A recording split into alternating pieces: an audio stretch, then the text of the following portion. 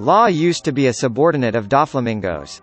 Law and Doflamingo got along quite well, as Doflamingo viewed him as his little brother.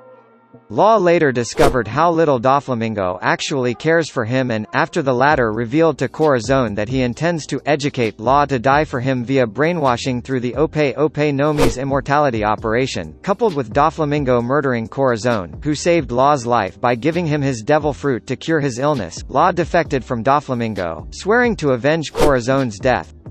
After the betrayal, Doflamingo wanted Law to die in a terrible manner that he would regret ever being born. The two would already be eternal enemies towards each other due to Law's nature as a D, and Doflamingo's status as a former world noble, something Corazon was already aware of. Shanks has a watchful eye out for Teach. Although exact events are unknown, Shanks previously admitted to Whitebeard that his facial scar came from a direct attack from Teach. Shanks himself seems to know the potential danger Blackbeard represents as greater than that of anyone else. Even at Marineford, Shanks addressed Teach in a tense manner, and he only seems to regard Teach as a significant threat compared to the Marines or the Whitebeard pirates and their New World subordinate crews. Having already proclaimed his era is beginning, unveiling the new members of his crew and demonstrating control over 2 devil fruits, Teach said he had achieved his goal for the time being, while also knowing he was not ready to face the Yonko. Kuzan detests Fleet Admiral Sakazuki, because the latter follows a policy of absolute justice. This disgust dates back many years, as during the time when both were still vice-admirals, Sakazuki killed innocent Ohara civilians to ensure that none of the archaeologists escaped the Buster Call, causing Kuzan to call him a fool. After Sengoku resigned, Admiral Aokiji was strongly opposed against Admiral Akainu becoming Fleet Admiral and fought him for the position, even though Kuzan himself originally had little interest in it. They battled for 10 days, but Kuzan was defeated and he resigned from the Marines rather than serve under Sakazuki. Shiki is one of the many pirates whose utmost respect had been gained by Roger. In fact, during their youth, the two pirates flew into several skirmishes against each other due to their separate ideals. Shiki wanted to control it all, while Roger simply wanted to remain free, but in their last battle, Shiki was shown to be willing to treat the past as letting bygones be bygones, if Roger would just agree to form an alliance with him, and was even ready to work together with the Pirate King for his grand dream of conquest, offering to have the known world as spoils.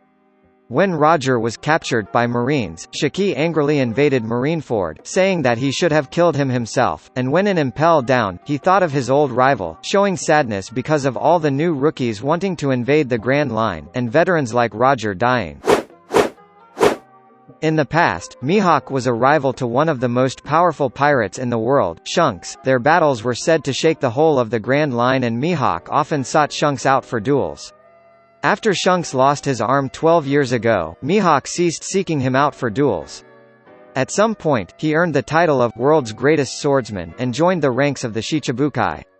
Mihawk retains a neutral, though somewhat friendly relationship with Shanks, and is able to track him down if the need arises.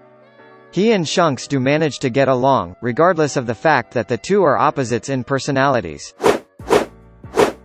Gold D. Roger was the first man to conquer the Grand Line. Being the Pirate King and all, he made a lot of enemies. One of them was Whitebeard, who was said to be one of the few who could match Roger in a fight. Despite having been rivals with Gold D. Roger, Whitebeard held much respect for him.